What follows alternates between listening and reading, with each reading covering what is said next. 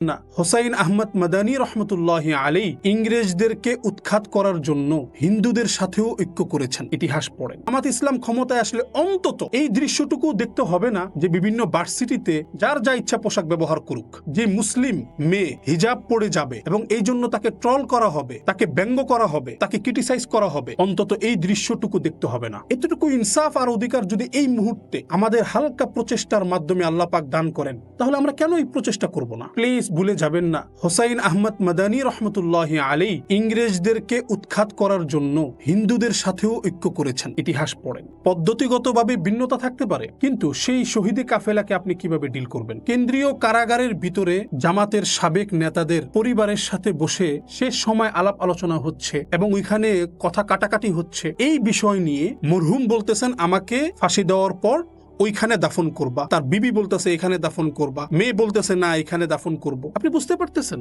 আপনি কি মনে করেন আল্লামা দেলোয়ার হোসেন সাইদী রহমতুল্লাহ আলীকে কোনো প্রকার অফার করা হয়নি? ইনারা বারংবার সেই অফারকে ত্যাগ করছেন। ইনারা পারতেন সখ্যতা করে, মুনাফিকি করে ফাঁসির মঞ্চ থেকে বেরোতে। ইনারা ফিগার ছিলেন, কিন্তু ইনারা শাহাদাতের তামান্না রাখতেন। ইনারা দুনিয়াবি লোভ লালসার উপরে উঠে কোরআনের জন্য ফাঁসির মঞ্চকে বরণ করে নিয়েছেন। মতের ভিন্নতা দিয়ে শহীদের এই রক্তের সাথে বেইমানি করা ন্যূনতম বিবেক যার কাজ করে তার পক্ষে সম্ভব না। অনেক